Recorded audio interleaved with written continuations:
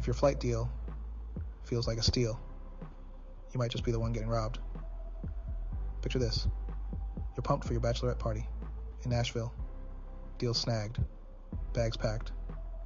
But then, bam, your return flight gets canceled. That's what happened to Tiffany Sylvester. She thought she was saving bucks with a discount ticket site, but instead, she stumbled into a scammer's trap.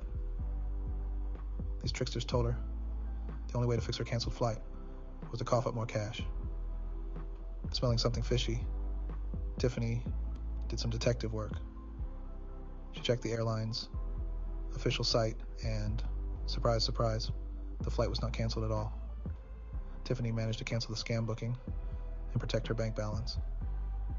But let's face it, not everyone catches the con in time.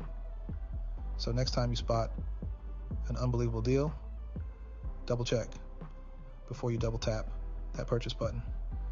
Stay savvy, my friends, and keep those travel dreams scam free.